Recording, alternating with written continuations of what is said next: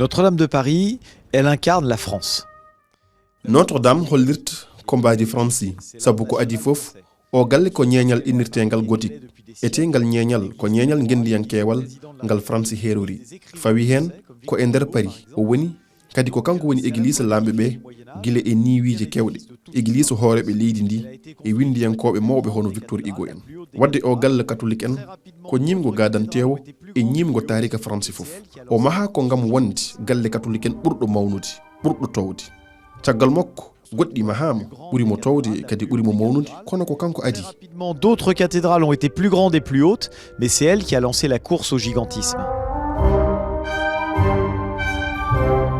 Depuis la première pierre en 1163, le projet de Notre-Dame de Paris, c'est un projet colossal.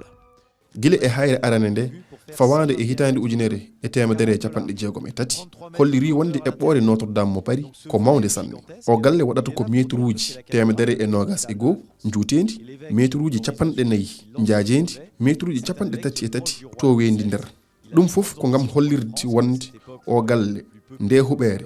ko nde laamorgo leydi France ete mawɗo église catholique en o puɗɗunoɗo nde eɓɓore ko ɓadiɗo no feewi lamɗo o hono Louis II omo jogino jenɗe kewɗe faade e France leydi ɓurdi hewde yumɓe e on saaha e nder Europe banggue hirnangue Paris kadi ko saare ɓurde mawnude e hirnangue Europe wadde ina hanno o jogo o galle poɗɗo ni.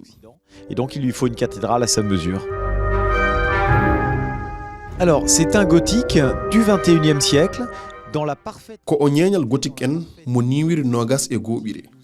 e jokkol mum pewngol e mbayde timmude ñeñal gothique en niwiri 12 ɓere ko galle catholique mo saha hande sabu mo hanki o fittaka ha laaɓi so tawi Notre-Dame ko e aduna nden o sumno martannoɗen ko Notre-Dame nanduɗo e on aduna en mbawano fittude kanko fof en mbawano maade Notre-Dame goɗɗo mo nandani e makko en jiirat mo hande no hay goto meeɗa yirudemo e duuɓi makko 150 ɗum firti o ɓurat labde sabu guili e duuɓi 150 nder makko o meeɗa laɓɓinede wadde ma o ɓuur ñeñɗude. Parce que depuis 160 ans, il n'y avait pas eu de nettoyage à l'intérieur, donc c'est absolument magistral.